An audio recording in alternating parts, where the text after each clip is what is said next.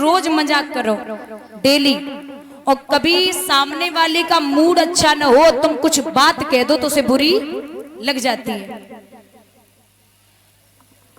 एक प्रमाण आता है भागवत का कि महाराज एक समय राधा नौलखा हार पहन के भगवान के सामने पहुंची, तो भगवान ने जब वो नौलखा हार देखो तो जवाब दो, राधा ये हार तो बड़ा अच्छा दिखाना जरा।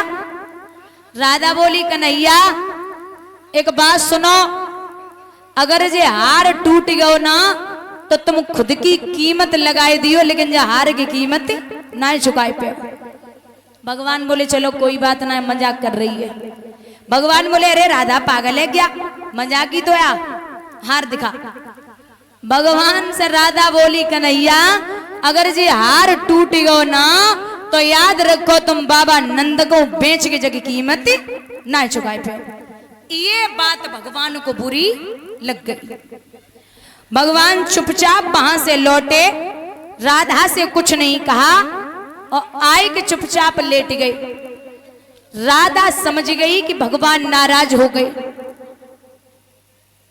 भगवान नाराज हो गए। बेचारी अब मनाए कैसे, भोजन करे वो बंद कर दो राधा ने, रूठ के लेट गई। तो बाबा नारद वृषभान जी के घर पे आए, बोले वृषभान जी बिटिया ना दिखाई दे रही, कहां है? बाबा नारद की बात सुन के वृषभान बोले पता ना है, उनकी तो आदत है 10-15 दिन हो गए बाहर उनाई करी और भोजन उनाई करो। तो बाबा नारद ने जवाब दो कि हे वृषभान जी तुम्हें पता है? बोले का?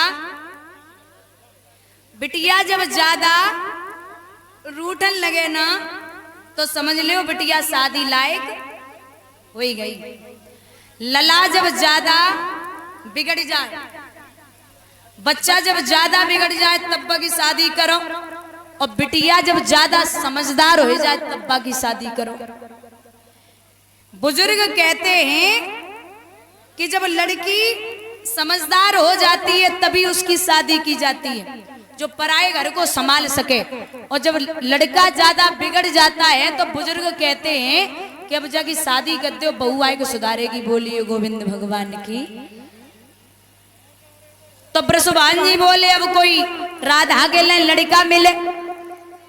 जवाब दो हाँ जे सही है, गांव में छोरा नगर में ढिंढोरा। अरे अपने बाबा नंद का बेटा है ना कृष्ण? बोले हाँ बात तो सही है। परीक्षित 100 पराते वृषभान जी ने अन्य सामान की भेजी और 1 परात हीरा मोतियों की भेज दी बाबा नंद के घर पे। भगवान ने जब वे परातें देखी तो परातें देख के जो हीरा मोती रहे बामे से 1 मुट्ठी हीरा उठाए,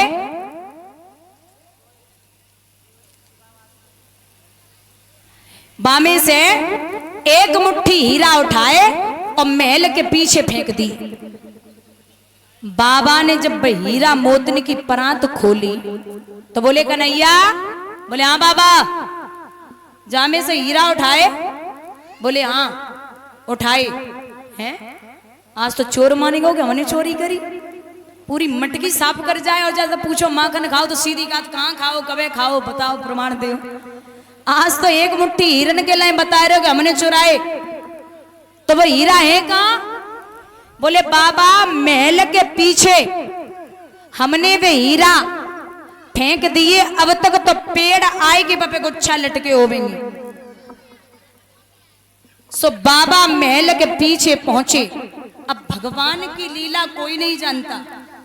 महाराज वहां पेड़ लगे हैं जिन पे हीरे के गुच्छे लटके हुए। इतने से वृषभान जी के घर से 100 परातें अन्य सामान की गई थी, लेकिन इधर से महाराज भगवान कन्हैया ने 111 पराते हीरा मोतियों की भेज दी। जो राधा ने हीरा मोतियन की परांत देखी, बोले हमें पता हमारे चढ़ावे के लिए भेजे। हमने कह दी थी ना कि जो हार ना बनवाए पे हो, तो हमें पता हमारे चढ़ावे के लिए भेजे। वैसे तो वे पानी तो पी रही है, वो तो पानी पी वो बंद कर दो। भगवान को पता चली है कि राधा भोजन ना कर रही, न पानी पी रही है, तो भगवान सोचने लगे अब कैसे मनाए। ऐसे जावेंगे तो राधा सोचेगी कि देखो सुनी नहीं और मनाने चले आई, इन्हें चैन ही नहीं पड़ता।